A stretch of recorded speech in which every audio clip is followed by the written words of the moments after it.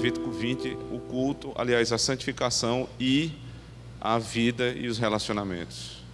A santificação e os nossos relacionamentos. Levítico 20, verso 1, diz assim a palavra do Senhor. Falou mais o Senhor a Moisés, dizendo: também dirás aos filhos de Israel: qualquer que dos filhos de Israel ou dos estrangeiros que peregrinam em Israel der da sua descendência a Moloque, certamente morrerá, o povo da terra o apedrejará. E eu porei a minha face contra esse homem, e o extirparei do meio do seu povo, porquanto deu a sua descendência a Moloque para contaminar o meu santuário e profanar o meu santo nome. E se o povo da terra de alguma maneira esconder os seus olhos daquele homem, quando der da sua descendência a Moloque para não o matar, então eu porei a minha face contra aquele homem e contra a sua família, e o extirparei do meio do seu povo, bem como a todos que se prostituem após ele, prostituindo-se com Moloque. Quando alguém se virar para os adivinhadores e encantadores para se prostituir com eles, eu porei a minha face contra ele e o extirparei do meio do seu povo. Portanto, santificai-vos e sede santos, pois eu, o Senhor vosso Deus, e guardai os meus, e sede santos, pois eu, o Senhor vosso Deus, e guardai os meus estatutos, e cumpri-os, eu sou o Senhor que vos santifica. Quando o homem amaldiçoar seu pai ou a sua mãe, certamente morrerá. Amaldiçoou a seu pai e a sua mãe, o seu sangue será sobre ele. Também um homem que adulterar com a mulher de outro, havendo adulterado com a mulher do seu próximo, certamente morrerá, o adúltero e a adúltera. E o homem que se deitar com a mulher de seu pai, descobriu a nudez de seu pai. Ambos certamente morrerão, o sangue será sobre eles. Semelhantemente, quando um homem se deitar com a sua nora, ambos certamente morrerão, fizeram confusão, o seu sangue será sobre eles. Quando também um homem se deitar com outro homem, como mulher, ambos fizeram abominação, certamente morrerão, o seu sangue será sobre eles. E quando um homem tomar uma mulher e a sua mãe, maldade é, a ele e a elas queimarão com fogo, para que não haja maldade no meio de vós. Quando também um homem se deitar com um animal, certamente morrerá e matareis o animal. Também a mulher que se chegar a algum animal para juntar-se com ele, aquela mulher matarás, bem assim como o animal, certamente morrerão, o seu sangue será sobre eles. E quando o homem tomar a sua irmã, filha de seu pai, ou filha de sua mãe, e vir a nudez dela, e ela vir a nudez dele, torpeza é. Portanto, serão extirpados aos olhos dos filhos do seu povo. Descobriu a nudez de sua irmã, levará sobre si a iniquidade. E quando um homem se deitar com uma mulher no tempo da sua enfermidade e descobrir a sua nudez, descobrindo a sua fonte, e ela descobrir a fonte do seu sangue, ambos serão extirpados do meio do seu povo. Também a nudez da irmã da tua mãe ou da irmã do teu pai não descobrirás, porquanto descobriu a tua parenta, sobre si levarão a sua iniquidade. Quando também um homem se deitar com a sua tia, descobriu a nudez de seu tio, seu pecado sobre si levarão, sem filhos morrerão. E quando o homem tomar a mulher de seu irmão, imundícia é, a nudez do seu irmão descobriu, sem filhos ficarão. Guardai, pois, todos os meus estatutos e todos os meus juízos e cumpri-os, para que não vos vomite a terra para que eu vos levo para habitar nela. E não andeis nos costumes das nações que eu expulso de diante de vós, porque fizeram todas estas coisas, portanto fui enfadado deles. E a vós vos tenho dito: em herança possuireis a sua terra, e eu a darei a vós para possuirdes, terra que mana leite e mel. Eu sou o Senhor vosso Deus, que vos separei dos povos. Fareis, pois, a diferença entre os animais limpos e imundos, entre as aves imundas e as limpas, e as vossas almas não fareis abomináveis por causa dos animais ou das aves, ou de tudo o que se arrasta sobre a terra, as quais coisas apartei de vós, para tê-las por imundas. E ser-me-eis santos, porque eu, o Senhor, sou santo, e vos separei dos povos para serdes meus. Quando, pois, algum homem ou mulher em si tiver um espírito de necromante, ou espírito de adivinhação, certamente morrerá, serão apedrejados, o seu sangue será sobre eles. Amém.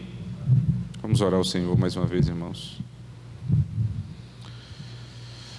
Ó Deus Santíssimo, Tua palavra foi lida, e ainda que seja dura, muitas vezes desagradável aos ouvidos do pecador, é a Tua palavra.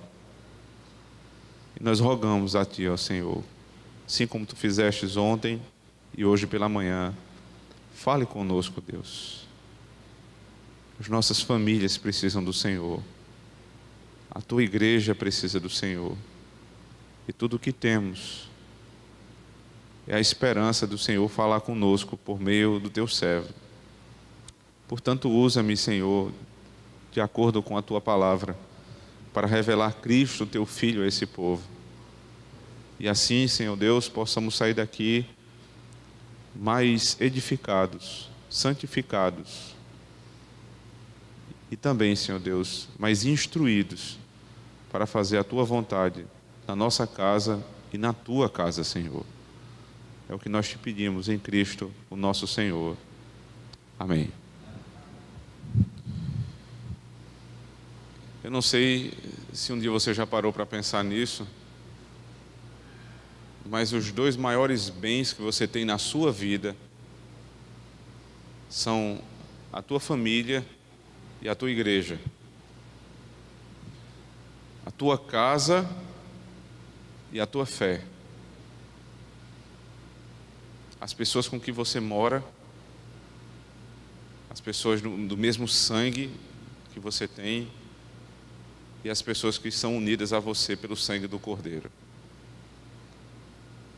São os maiores bens que nós temos, irmãos. Você fica 2, 3 dias fora da sua casa e você já fica com o coração palpitando. Você não vê seu esposo, sua esposa, seus filhos. E se você é uma pessoa normal, se você está com suas faculdades todas bem ordenadas, você vai sentir falta dessas pessoas. Você sente carência de estar perto delas. Assim como passar um domingo sem vir para a igreja, qualquer crente que tem uma vida saudável, espiritualmente falando, ele sente falta de vir para a igreja. Sente falta de estar com o seu povo. Nós queremos o bem dessas pessoas, nós queremos ver os nossos filhos crescendo, nós queremos vê-los sentados nos bancos da igreja, correndo com as crianças, crescendo com os jovens, formando famílias como adultos. E quando algo dá errado, nosso coração, ele aperta. E nós, quando temos problemas na nossa casa, nos recorremos à igreja. Porque é uma ligação, irmãos, tão profunda, tão vital, entre a nossa família e a nossa fé, que os problemas da nossa casa passam a ser os problemas da igreja. Eu vi hoje pela manhã um pastor aqui pedindo oração pela casa de uma irmã. Como é que você publica um problema da sua casa para pessoas que não são da sua família? É porque elas são da minha família. Elas são da família da fé. E a fé tem tudo a ver com a casa. Só os ímpios não conseguem ver isso, irmãos. É difícil quando você começa a explicar esse tipo de coisa, esses princípios, para uma pessoa que não crê, ela fica sem entender. Vocês são malucos. Vocês têm um nível de intimidade com as pessoas da igreja que é difícil de compreender e é realmente impossível. Só quem prova do que a igreja sabe e como ela é importante para a nossa casa. Aqui está um texto, irmãos, onde fé e família andam de maneira inseparável. A estrutura que foi dada a Moisés, revelada pelo Espírito Santo, demonstra que aquilo que acontece na minha casa reverbera na igreja. E aquilo que acontece na igreja impacta na minha casa. Sem sombra de dúvidas, isso sempre aconteceu. Aqui você tem idolatria, culto a Moloque e ao mesmo tempo adultério, incesto, homossexualismo. Você tem os filhos sendo entregues a um ídolo e um homem que se deita com outro homem. Um homem que se deita com a mulher do seu filho. Como é que a gente pode entender isso? Que relação há entre essas práticas e a nossa fé? Preste atenção. Nossa fé é a fé no único Senhor. Esse único Deus tem para si um único povo. Nós somos monoteístas por definição.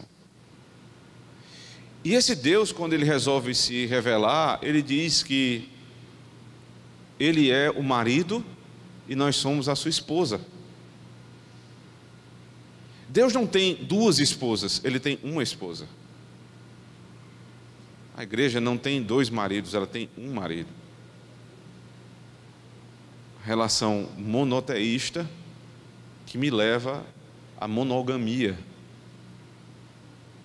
As relações espirituais que têm conexão com a relação familiar. Nós não somos monogâmicos porque nós achamos melhor ser monogâmicos, porque há uma cultura monogâmica, não. Nós temos apenas uma esposa porque nós temos apenas um Deus. O sujeito que quer ter uma segunda esposa é porque ele quer ter um segundo Deus. Ele nega a obra da criação do Senhor.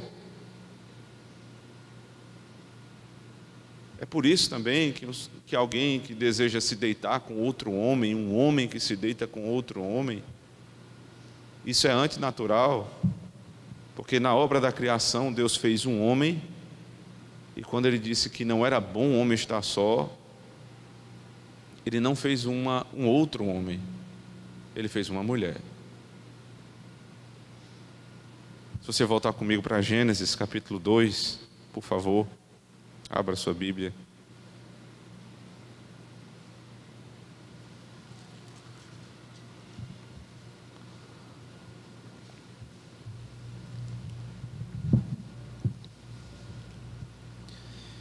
Existe algo chamado lei natural.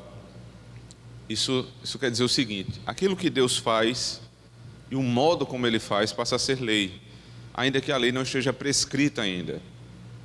Por exemplo, se você ler no capítulo 2, no início do capítulo 2, quando diz assim: assim os céus, a terra e todo o seu exército foram acabados, e havendo Deus acabado no sétimo dia a obra que fizera, descansou no dia sétimo de toda a sua obra que tinha feito, e abençoou Deus o dia sétimo e o santificou, porque nele descansou de toda a sua obra que Deus criara e fizera. Veja o último versículo: abençoou o dia sétimo e o santificou. Por quê? Porque nele descansou de toda a sua obra. Por que aquele dia foi separado? Porque foi o dia em que Deus descansou. Ele trabalhou 6 dias e descansou um dia. Então, o modo como Deus age passa a ser lei. Adão entende isso e ele passa a trabalhar 6 dias, e ao sétimo dia ele reconhece: este é o dia do Senhor. Moisés, em Êxodo capítulo 20, positiva essa lei no 4º mandamento. Ele diz: lembra-te do dia do Senhor para o santificar. E ele vem e descreve: não trabalhará nem tu, nem tua filha, nem teu filho, nem teu servo, nem tua serva, nem o teu boi, nem o teu jumento. Por quê? Porque foi assim na criação. Porque o Senhor criou tudo em 6 dias e no sétimo Ele descansou. O modo como Deus age passa a ser lei. Isso acontece também na ordem da criação do homem e da mulher. Deus fez primeiro o homem, depois fez a mulher. E o homem passa a ter autoridade sobre a mulher. No capítulo 2, claramente Ele dá nome a mulher. Observe. O texto fala, verso 22, e da costela que o Senhor Deus tomou do homem, formou uma mulher e a trouxe a Adão. E disse a Adão: esta é agora osso dos meus ossos e carne da minha carne. Esta será chamada mulher, varoa, porque do varão foi tomada. Aí o apóstolo Paulo, lá na primeira carta a Timóteo, capítulo 2, ele começa a falar a respeito do culto, da ordem do culto. E diz assim: eu não permito que a mulher ensine na igreja, nem exerça a autoridade de homem. Aí se inventa um debate que não existe. É cultural, aí a igreja tal era assim, e Paulo está combatendo o problema daquela igreja. Paulo não vai por esse caminho. Ele aponta o porquê. Porque primeiro foi feito Adão e depois Eva. Ponto final. A ordem da criação define os papéis dentro da igreja. Quem vai liderar? O homem. Por quê? Porque Deus fez primeiro o homem. E o fato de Deus ter feito o homem lhe deu o direito de ter autoridade sobre a mulher, a ponto de dar nome. Chamar-se-á varoa, porque do varão foi tomada. Mas o verso 18, dado esse princípio, o verso 18 fala que o homem estava só ainda. E disse o Senhor, verso 18 do capítulo 2, e disse o Senhor Deus: não é bom que o homem esteja só, far-lhe-ei uma auxiliadora, uma ajudadora, na minha versão, idônea para ele. Ele fará uma auxiliadora idônea para o homem. Veja, primeiro, aqui Deus não está dizendo que ele não sabia que não era bom o homem estar só, e ele foi pego de surpresa, porque a descrição da narrativa bíblica não está preocupada em falar o que Deus sabe sobre as coisas, mas ela está preocupada em dizer o que eu preciso saber sobre as coisas. Ela é muito mais didática do que informativa a respeito do Senhor. Então o que ele está dizendo aqui? Não é bom que um homem esteja só. Ele vai fazer uma auxiliadora que seja idônea, seja da mesma natureza. Aí quando você lê o verso seguinte, você fica esperando sair essa mulher, essa pessoa idônea. Mas aí o texto começa: havendo, pois, o Senhor Deus formado da terra todo animal do campo e toda ave dos céus, os trouxe a Adão para este ver como lhes chamaria. E tudo que Adão chamou a toda alma vivente, isso foi seu nome. E Adão pôs os nomes a todo gado e às aves dos céus e a todo animal do campo, mas para o homem não se achava ajudadora idônea. Ele procurou em toda a criação, todos os animais. E o final, o comentário é: não se achou uma ajudadora idônea. Ninguém que pudesse cumprir o papel de ser auxiliadora do homem. Aí veja o que é que vem em seguida. Verso 21. Então o Senhor Deus fez cair um sono pesado sobre Adão, e este adormeceu e tomou uma das suas costelas e cerrou a carne em seu lugar. E da costela que o Senhor Deus tomou do homem, formou uma mulher e a deu.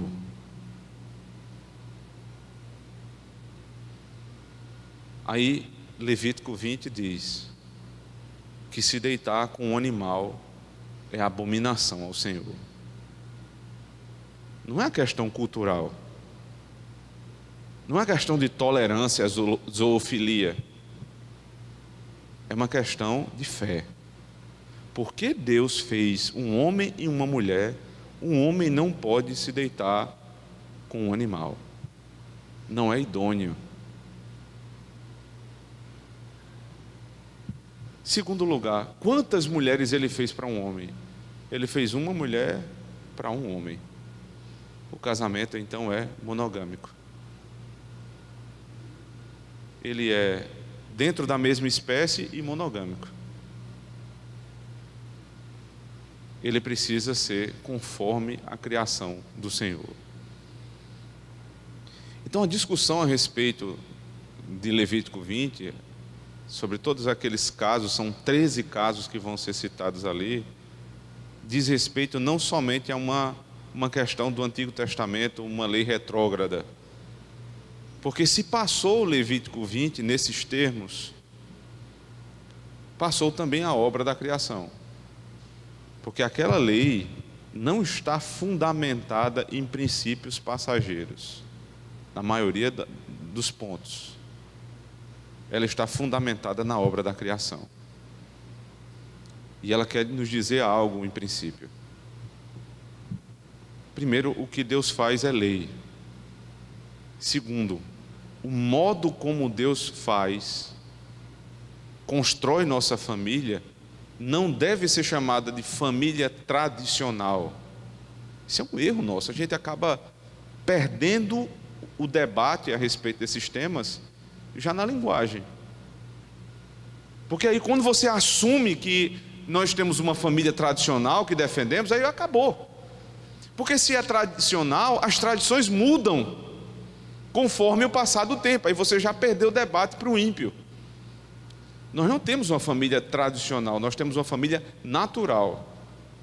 A família natural é o pai, a mãe e os seus filhos. Aí você diz assim, mas a mulher que perdeu o marido, mas não saiu daquilo que é natural. O fato dela perder um marido não saiu da naturalidade. Seria normalmente assim. A mulher que se separou do seu marido também não saiu da naturalidade. É um problema, mas não saiu da naturalidade. O natural é como Deus criou: um homem, uma mulher e seus filhos. E por que Deus fez assim? Porque Deus só tem uma esposa. Nós só temos um Deus. Então eu só tenho uma mulher. E minha esposa só tem um marido. E por que nós geramos filhos? Porque Deus é um pai que ama ter filhos. E a única possibilidade de se ter filhos é justamente dentro da geração natural que foi deixada pelo Senhor.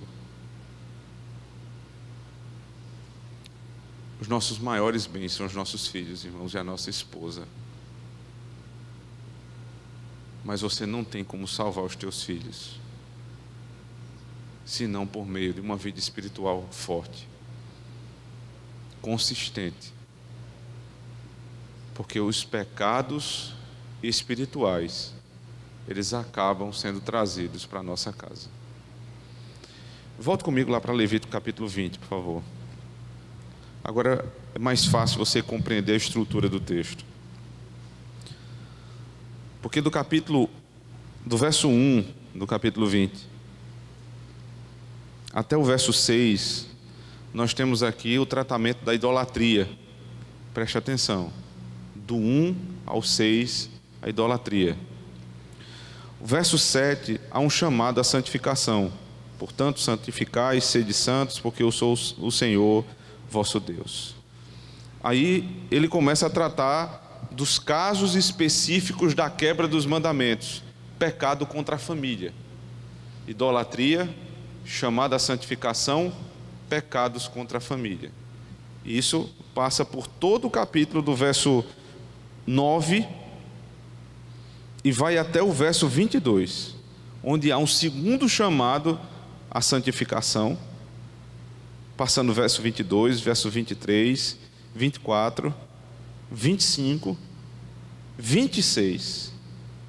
Como é que o texto termina? Mais uma vez, um alerta contra a idolatria. Então, observe bem. O texto começa falando sobre idolatria, termina falando sobre idolatria. Um pouco mais dentro do texto, você tem um chamado à santificação, outro chamado à santificação. E no centro do texto, nós temos pecados contra a família. O nome dessa estrutura no hebraísmo é chamada de quiasmo, que inclusive é uma letra do alfabeto grego, ri, que ela tem um formato de um X, parecido com um X. Por quê? São pontos que vão se encontrando. Idolatria, chamada à santificação, e o que tem no meio é o tema do texto. O tema é os pecados na família. Como é que vão ser tratados os pecados da família? eu preciso ter um chamado à santificação, e para isso eu tenho que ter uma vida espiritual ordenada, fugindo dos ídolos.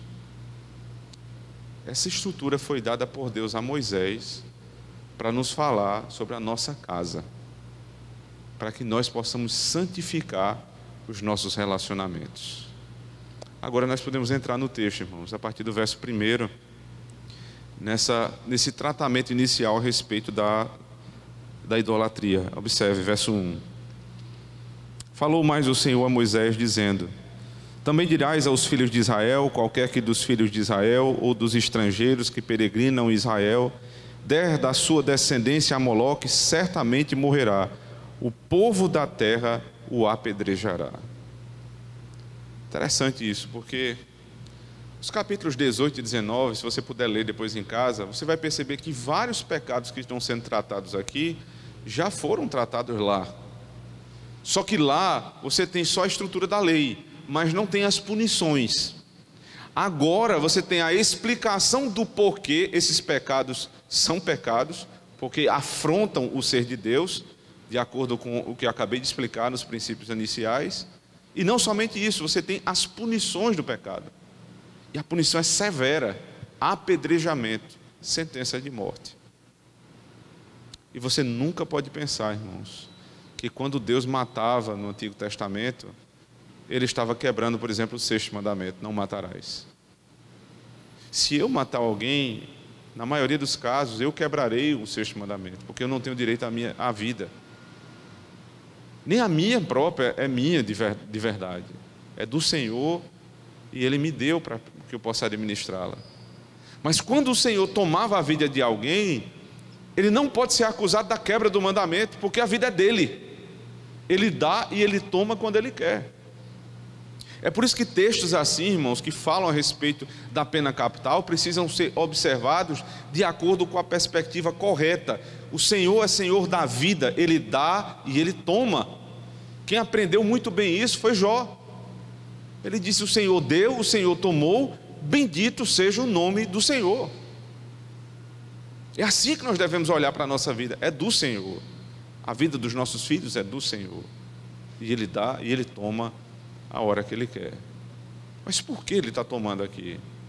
Por conta da rebeldia, da idolatria. Eles entregaram, observe no verso 2, deram os seus filhos a sua descendência a Moloque. Para saber quem é Moloque, que já foi citado inclusive no capítulo 18, olhe na sua Bíblia, por favor, verso 21 do capítulo 18. E da tua descendência não darás nenhum para fazer passar pelo fogo perante Moloque, e não profanarás o nome de teu Deus, eu sou o Senhor. Onde é que começa essa história de Moloque? Por favor, volte comigo mais uma vez para Gênesis, agora Gênesis capítulo 19.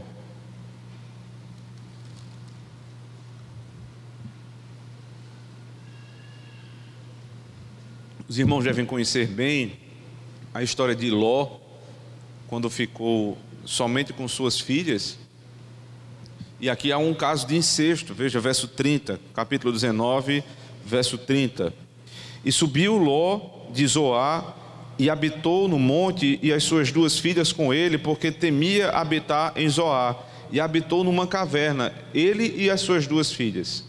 Então a primogênita disse à menor: nosso pai já é velho, e não há homem na terra que entre nós, segundo o costume de nossa terra.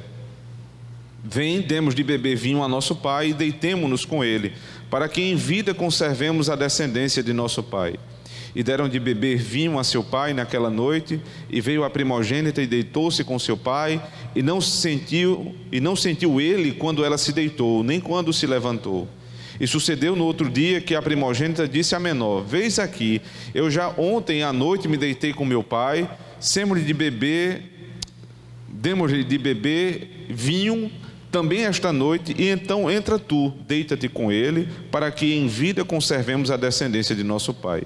E deram de beber vinho a seu pai também naquela noite, e levantou-se a menor e deitou-se com ele, e não sentiu ele quando ela se deitou, nem quando se levantou. E conceberam as duas filhas de Ló, de seu pai. Veja agora. E a primogênita deu à luz um filho e chamou o nome de Moabe. Este é o pai dos moabitas até o dia de hoje. E a menor também deu à luz um filho e chamou seu filho de Ben-Ami. Este é o pai dos de Amon até o dia de hoje. O pai dos de Amon. O deus dos amonitas era Moloque. Moloque requeria dos seus adoradores os seus filhos para serem queimados em sacrifício. Como é que começou a adoração a esse Deus? Por meio do incesto. Um pecado sexual levou a um povo, e este povo erigiu um altar a um Deus, falso Deus, chamado Moloque, que exigia do seu povo os seus filhos. A idolatria ligada à criação de filhos. A idolatria ligada à perversão sexual. Esse Deus é totalmente diferente do Deus de Israel. Porque um dia em Gênesis 22, o Deus de Israel requeriu do seu filho Abraão que subisse ao monte para sacrificar Isaque, o seu filho, o seu único filho. E Isaque, temeroso e angustiado, quando subia com o seu pai, percebeu que estava faltando alguma coisa. Ele parou o seu pai e disse: meu senhor, estou vendo o cutelo, estou vendo aqui o material para o altar, mas onde está o cordeiro? E como o Novo Testamento interpreta nas palavras de Abraão, crendo na ressurreição, ele disse: Deus proverá para si o cordeiro. E eles subiram. Imagina a cena. Isaac está ali, ele ajuda o seu pai a construir o altar. Depois o seu pai o chama: meu filho. Meu Deus, que situação. Deite aqui, meu filho. O filho deita. Ele sabe o que vai acontecer. Ele já tinha participado do sacrifício muitas vezes. Deita o seu filho sobre o altar, amarra-o e vai começar a imolá-lo. Pega o cutelo para imolá-lo. Quando ele levanta o braço para imolar o seu filho, este Deus de Israel diz: não, não, Abraão, não faça isso. Atrás do arbusto tem um cordeiro. Ele vai lá, tira o cordeiro, liberta o seu filho e bota o cordeiro para ser morto em sacrifício, apontando para aquilo que Deus faria com o seu próprio filho. O nosso Deus, Ele não requer que nós matemos os nossos filhos. Sabe por quê? Porque Ele deu o seu filho, o seu único filho, para morrer no lugar do meu filho, para que eu não precise entregar o meu filho para ser sacrificado no altar. Mas aqueles que negam seus filhos a Deus, entregam seus filhos a Moloque. É exatamente isso que o livro de Levítico está dizendo. Eles entregaram os seus filhos, a sua descendência, a Moloque. Voltando lá para Levítico, a pergunta é: o que é entregar os filhos para Moloque? O que é que isso quer dizer? Primeiro é negar a fé, negar os princípios da fé para a tua casa. Nós não entregamos os nossos filhos para Moloque do dia para a noite, irmãos. Dificilmente alguém vai pegar o seu filho, vai levar lá e vai entregar para o mundo. Nós vamos nos entregando pouco a pouco, as pequenas concessões. Primeiro, nós estamos cansados. E aí, pela nossa canseira, a gente começa a ver o que é mais fácil. E aí concedemos horas e horas na televisão, sem supervisão. Depois, nós concedemos amizades para os nossos filhos. Não tem nada demais, meu filho ir na casa de fulano de tal. Ele vai passar um tempo lá. E aí a gente vai poder sair, eu e minha esposa, a gente vai poder sair, a gente vai aproveitar um pouco de tempo só para o casal. E aí você vai concedendo. E aí depois ele cresce um pouco mais, você dá um celular com internet ilimitada. E aí você já não tem mais tempo de fazer culto doméstico, porque a vida está corrida. E aí ele está na escola 5 horas por dia, 5 dias por semana, sendo doutrinado pelos seus professores marxistas, socialistas, suas professoras feministas. Sua filha vai se tornando uma pessoa estranha dentro de casa. Você já não reconhece mais os teus filhos. Você olha e diz: o que é isso? Eu não os criei assim, eu levei para a escola bíblica dominical, eu levei para a igreja. Mas você agora tem um estranho dentro de casa. Você tem agora um revolucionário dentro de casa. E aí nós nos perguntamos: o que foi que aconteceu? Irmãos, eu digo isso com temor e tremor. Mas a gente faz concessões que são entregas a Moloque. Por conta das nossas conveniências, das nossas carreiras, da nossa preguiça, do nosso conforto, nós entregamos os nossos filhos a Moloque. Quando eu falo de escola, você talvez possa pensar que é exagero. Eu queria lhe sugerir aqui uma leitura, por favor. Compre o livro chamado Maquiavel Pedagogo, de Pascal Bernardin. Não é um livro cristão, mas ele vai fazer uma pesquisa nos documentos da Unesco, que é o braço da ONU para a educação, de 1960 para cá. As diretrizes escolares para o mundo, que estão sendo implantadas agora. Não acredite no que eu estou dizendo só não, vá lá e confira. Eu li esse livro com a igreja ano passado. É diabólico. E depois você leia e compare com a lei de diretrizes de base, né, da educação de base do Brasil. Leia os materiais pedagógicos que estão sendo utilizados. E aí você vai voltar e dizer: pastor, o senhor tem razão. O negócio está feio. Não importa se teu filho está na escola pública da esquina ou se ele está na escola mais cara de Vitória. Não importa. Porque estas leis são universais. Elas tomaram conta de todas as escolas. E até as escolas cristãs têm dificuldade de ensinar aquilo que creem. Porque primeiro os professores foram formados dentro desse sistema, ou seja, ele se retroalimenta. Você manda os professores para fazer o curso de pedagogia, que está dentro dessas diretrizes da Unesco. Eles são formados assim. Depois eles tomam os materiais que foram formados segundo as mesmas diretrizes e vão ensinar aos nossos filhos. E aí nós colocamos os nossos filhos em julgo desigual todos os dias, 5 dias por semana, 5 horas por dia, 15 anos pelo menos.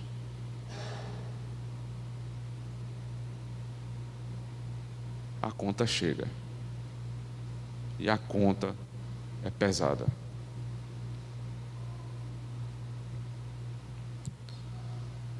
Também dirás aos filhos de Israel: qualquer que dos filhos de Israel ou dos estrangeiros que peregrinam em Israel der da sua descendência a Moloque, certamente morrerá. O povo da terra o apedrejará. Pais descuidados. E veja, aqui é um nível de descuido obstinado, né? Não é qualquer descuido que isso aqui aconteceria. Pais que entregaram seus filhos para Moloque completamente. Eles eram apedrejados. Como é que isso se aplica à igreja da nossa época? Nós não vamos apedrejar os pais descuidados. Não é assim que funciona, porque o Estado deveria fazer isso. Quem vai fazer isso aqui é a igreja. Como? Disciplina. Nós temos uma cultura que nos faz pensar que só 2 pecados são dignos da disciplina: embriaguez e adultério. Nós escolhemos, elencamos esses 2 pecados e isso aqui não pode passar. Mas na lei de Deus, um pai descuidado, um pai que entregava seu filho a Moloque, ele era disciplinado. E a igreja estava obrigada a fazer isso. Porque se ela não fizesse, veja o que é que acontece no verso 3: e eu porei a minha face contra esse homem, e o extirparei do meio do seu povo, quando deu da sua descendência a Moloque, para contaminar o meu santuário e profanar o meu santo nome. Eu porei a minha face contra esse homem. Olha, Deus não tem corpo. Uma das doutrinas a respeito da divindade é que Deus é simples. Ele não tem partes. Ele é único. Deus único, nós dizemos assim. Mas esse Deus que não tem corpo, ele se apresenta muitas vezes com corpo. E as partes do corpo de Deus, elas nos fazem entender certos aspectos do seu agir. Por exemplo, o braço de Deus nos tirou da terra do Egito. O braço forte é a força do Senhor para redimir o homem. A mão do Senhor a nosso favor é o Senhor afagando o seu povo. A mão do Senhor pesou sobre mim, diz o salmista. Disciplina. O Senhor inclinou o seu ouvido. Ele presta atenção com o seu povo. E a face? A face tem a ver com misericórdia. Abra comigo, por favor, livro de Números, capítulo 6. Número 6. Texto que inclusive eu citei hoje pela manhã.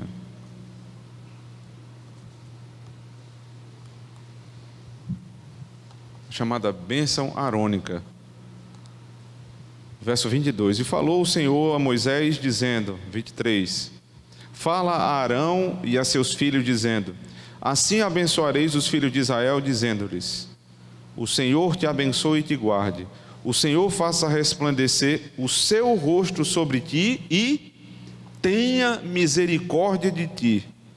O Senhor sobre ti levante o seu rosto e te dê a paz. O Senhor faça resplandecer o rosto sobre ti. Veja, sobre ti. Ele vira o seu rosto para você.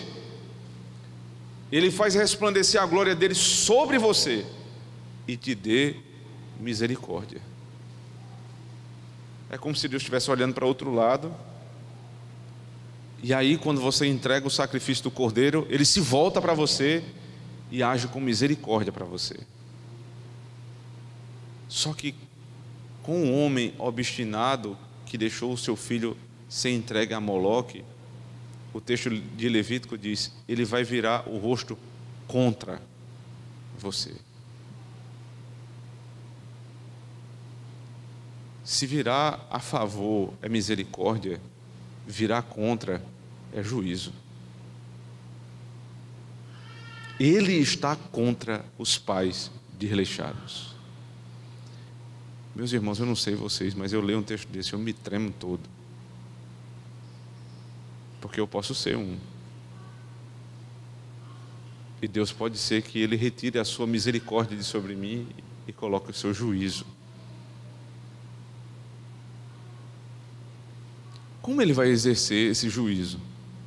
Verso 4 do capítulo 20 de Levítico. E se o povo da terra de alguma maneira esconder os seus olhos daquele homem, quando der da sua descendência a Moloque para não o matar, então eu porei a minha face contra aquele homem e contra a sua família, e o extirparei do meio do seu povo, bem como a todos que se prostituem após ele, prostituindo-se com Moloque.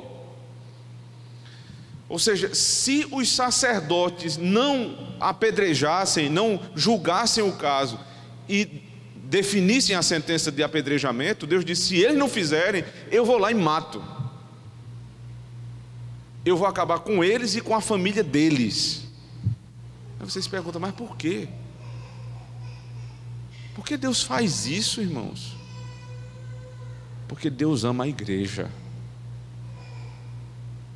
Meu querido, preste atenção, Deus ama a igreja. E para preservar a igreja, se for necessário Ele matar uma pessoa, Ele disciplinar com juízo uma pessoa, uma família, Ele vai fazer. E ai do conselho que não fizer isso.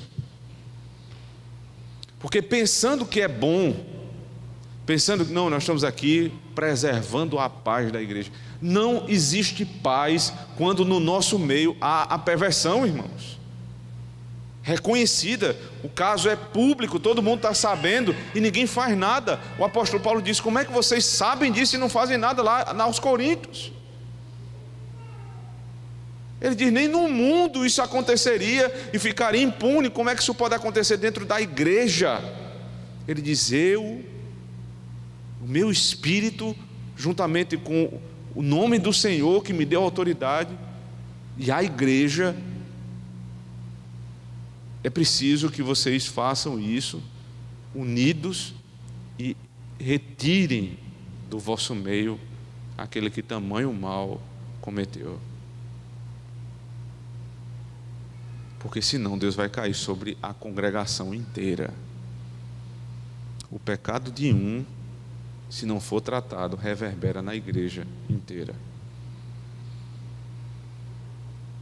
E aí você perceba a conexão aqui no verso 5, né? Eu porei a minha face contra aquele homem, contra a sua família, e o extirparei do meio do seu povo, bem como a todos que se prostituem após ele, prostituindo-se como Moloque. Essas insistências assim no texto, sabe? Elas sempre devem chamar a nossa atenção. Prostituem-se prostituindo? Que redundância é essa? É porque ele quer dizer, ele quer fazer mais uma vez a conexão aqui. Entregar os filhos a Moloque, ter uma criação de filhos desleixada, vai impactar na igreja, e isso quer dizer prostituição espiritual. Ou seja, o culto ao Senhor vai ser mudado. Quando nós não cuidamos dos nossos filhos, e eles, por exemplo, começam um relacionamento com um ímpio,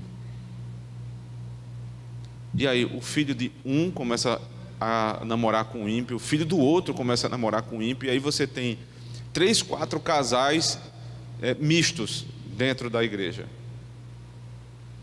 Aí começa: pastor Milton, olha, meu namorado vem hoje aí, pastor, manere, porque ele não é crente, ele precisa ouvir o evangelho. Aí o outro chega: pastor, pega e leva aí, minha namorada, ela não é crente. E aí começa a pressão dentro da igreja, e muitos pastores vão cedendo às pressões e mudam o culto para agradar o visitante ímpio. Onde foi que isso começou? Prostituição espiritual dentro de casa, que reverbera na igreja do Senhor Jesus Cristo. Por isso que o texto insiste na prostituição de Moloque. Aí ele continua, verso 6: quando alguém se virar para os adivinhadores e encantadores para se prostituir com eles, eu porei minha face contra ele e o extirparei do meio do seu povo. Portanto, santificai-vos e sede santos, pois eu sou o Senhor vosso Deus. E aí ele repete a exortação da santificação no verso 8, e começam os 13 casos de prostituição. Eu não vou ler todos, claro, mas perceba, por exemplo, o primeiro: quando um homem amaldiçoar o seu pai ou a sua mãe, certamente morrerá. Um homem que amaldiçoa o seu pai ou a sua mãe, veja, não é uma criancinha pequena, já é um jovem que amaldiçoa o seu pai ou a sua mãe, certamente morrerá. Eu comentei até com o pastor hoje, né? Ele disse que já teve a oportunidade de pregar esse texto lá em Levítico. Eu preguei há pouco tempo um texto onde a lei de Deus diz que quando um pai e uma mãe percebessem que um filho jovem era obstinado, eles tinham a obrigação de denunciar para a igreja, para ele ser apedrejado. Obrigação. Depois que tudo foi feito e nada surtiu, né, nenhum resultado bom, eles deviam trazer o caso para a igreja para aquele jovem ser apedrejado ou obstinada. Por quê? Porque aquele pai e aquela mãe amavam mais a paz verdadeira da casa e a paz verdadeira da igreja do que o seu próprio filho. Experimente hoje você tentar disciplinar um filho de um crente. Na maioria dos casos, o pastor vai ter um problema sério dentro da igreja. Irmãos, amaldiçoar um pai e uma mãe é algo tão sério, mas tão sério, que o castigo não poderia ser outro, mas a morte. Sabe por quê? Porque se você tem um rebelde dentro da igreja, a tendência é que o segundo saia bem rapidinho, e o terceiro, e o quarto, e o quinto. E a Bíblia, ela é terminantemente contra a rebelião. A rebelião está na Bíblia para os pecados de idolatria, que estão sendo tratados aqui. Não só os pecados sexuais, mas a rebelião também. Portanto, irmãos, não ache bonitinho quando o seu filho pequenininho, ele vem e lhe desafia. Não é bonito não, não é engraçado, não é fofinho, é horrível. Um filho que desafia o seu pai, uma mulher que desafia o seu marido, isso não pode passar ileso. Você não pode sossegar, pai, homem, enquanto não tratar aquilo. Quebrar o seu filho, o coração do seu filho precisa ser quebrado, para que ele entenda que não é possível desafiar as autoridades. Sabe por quê? Porque Deus deu ao pai e à mãe a oportunidade de apresentar Deus para aquela criança. Porque a primeira autoridade que uma criança reconhece é a do pai e da mãe. E é por meio da autoridade de você, pai e mãe, que depois ela vai reconhecer Deus. Se você lembrar da estrutura, por exemplo, dos 10 mandamentos, o primeiro mandamento diz respeito a não ter outros deuses diante de mim, reconhecendo o Deus verdadeiro como o único Deus. E aí, a dobradiça da primeira para a segunda tábua da lei é o 5º mandamento, que volta à ideia de autoridade, já não mais em relação a Deus, mas em relação ao homem. Honra teu pai e tua mãe.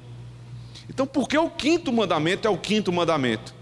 Para ser o primeiro da segunda tábua em relação às nossas relações sociais. Por que isso? Porque é na relação pai e mãe que eu vou aprender a respeitar Deus. Se eu não compreendo essa relação pai e mãe dentro de casa, eu nunca vou ter respeito ao Senhor. Por isso que o texto fala: o homem que amaldiçoar seu pai e sua mãe certamente morrerá.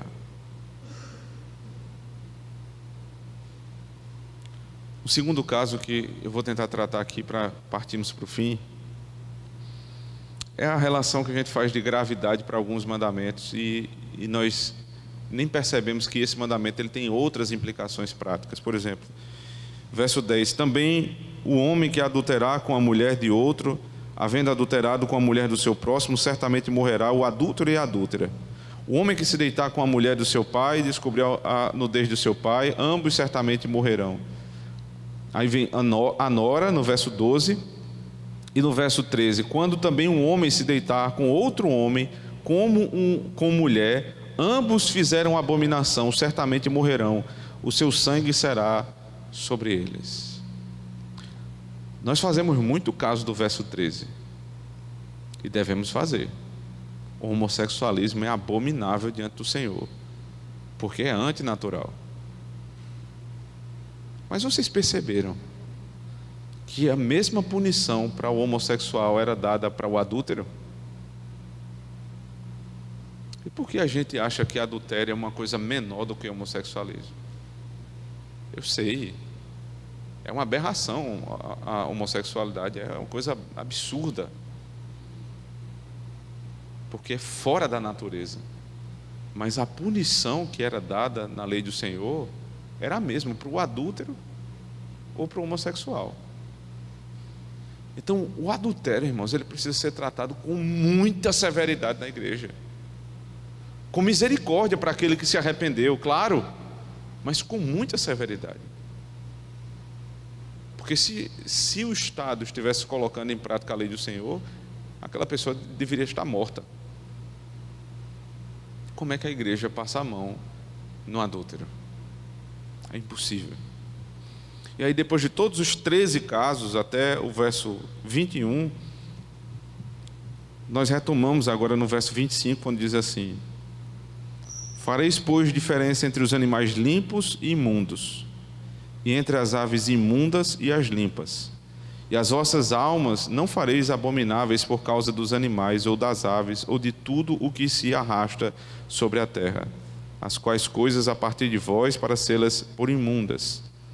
E ser-me-eis santos, porque eu, o Senhor, sou santo, e vos separei dos povos para serdes meus. Quando, pois, algum homem ou mulher em si tiver um espírito de necromancia, o espírito de adivinhação, certamente morrerá. Serão apedrejados, o seu sangue será sobre eles. A lista de todos os pecados que são condenados na família, e depois retorna: exortação à santidade e a exortação para se fugir da idolatria.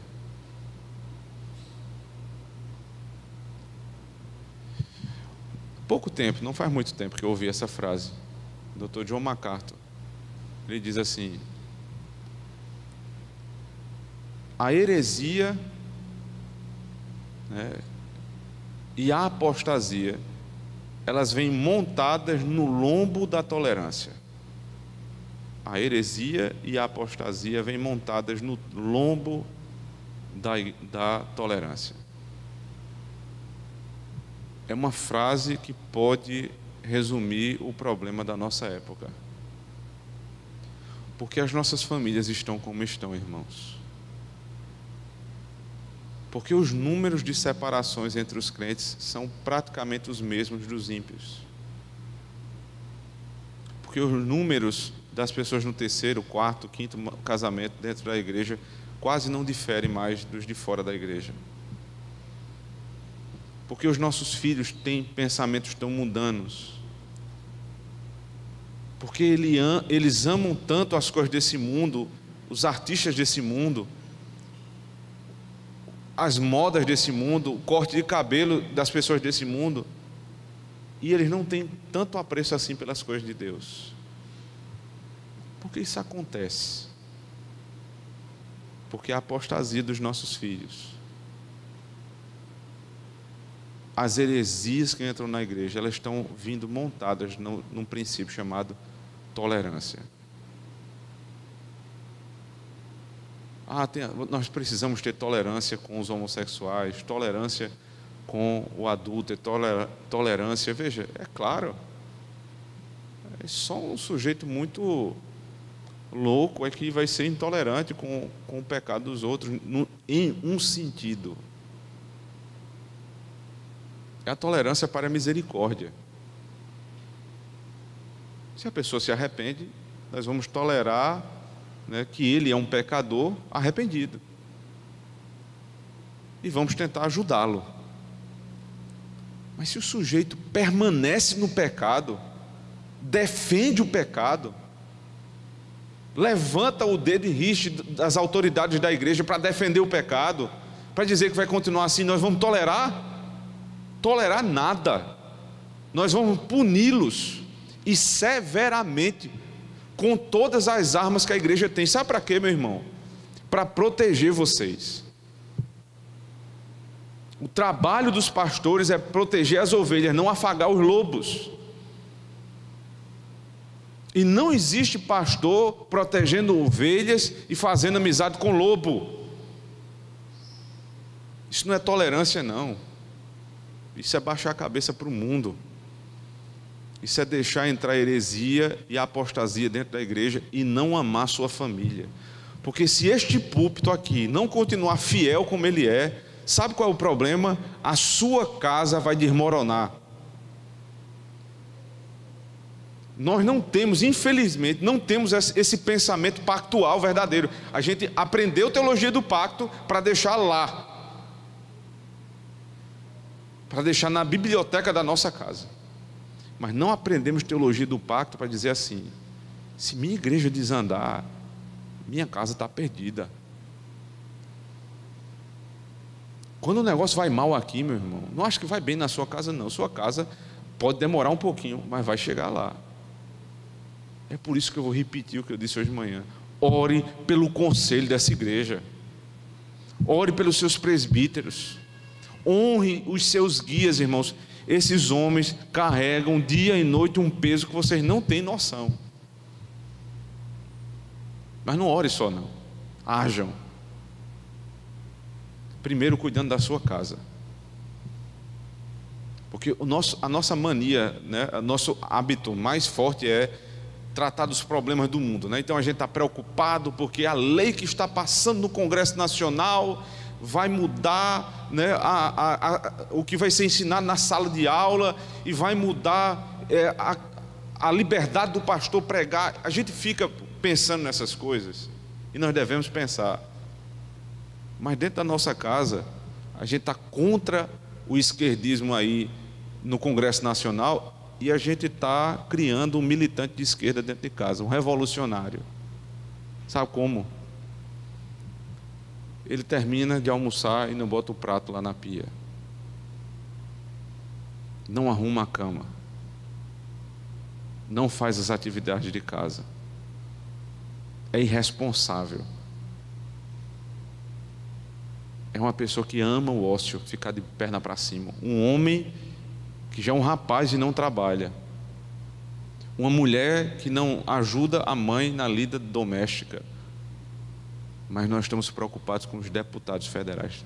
Nós devíamos criar vergonha na cara e resolver o problema da nossa casa. E parar de maquiar o problema dizendo: vou resolver o problema do mundo. Nós não vamos resolver o problema do mundo se não resolvermos o problema primeiro da nossa casa. Homem que não faz culto doméstico não pode reclamar de deputado. Mulher que não cuida do seu marido e dos seus filhos não pode reclamar de nada na igreja. Porque primeiro a minha casa, depois a casa de Deus. Agora, quando chegar na casa de Deus, se lembre: se as coisas não estiverem bem aqui, meu irmão, isso vai reverberar na tua casa.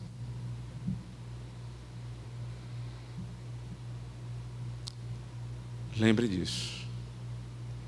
Está tudo conectado. O Deus a quem eu sirvo, a mulher que eu amo, os filhos que são a herança do Senhor, o pastor que prega para mim, os irmãos que sentam ao meu lado e com quem eu vou dormir à noite. Se nós não organizarmos tudo isso à luz da palavra de Deus, o que vai acontecer é que a prostituição, a idolatria e a apostasia vão entrar no nosso meio. E o fim é triste. Nossa casa vai ser consumida pelo fogo. Mas eu não quero sair daqui, irmãos, deixando peso para vocês. Porque você pode ter pecado em tudo isso que eu falei agora. Tudo isso, até hoje. Até hoje. Mas eu quero lhe lembrar do que João Batista disse. João capítulo 1, verso 29. Eis o Cordeiro de Deus, que tira o pecado do mundo. Minha irmã, meu irmão, se Ele tira o pecado do mundo, Ele tira o pecado da tua casa. Se Ele veio para salvar todos os pecadores do mundo, eu lhe exorto essa noite a pedir: Senhor, tira o pecado da minha casa. Eu fui negligente, eu não sabia que era assim, eu não tinha noção das conexões, Senhor Deus, entre a minha casa e a igreja, entre o que eu fazia, os meus confortos, as minhas negligências e aquilo que iria impactar nos meus filhos. Senhor, deu tudo errado. deu tudo errado, Senhor. Para que você escute dele a voz da esperança. Vinde a mim todos que estáis cansados e sobrecarregados, eu vos aliviarei. O fardo de carregar uma família é pesado, o meu é leve. O amor que ele tem pela tua casa, irmãos, é maravilhoso. E você vai escutar do Pai a mesma coisa que ele disse para Abraão: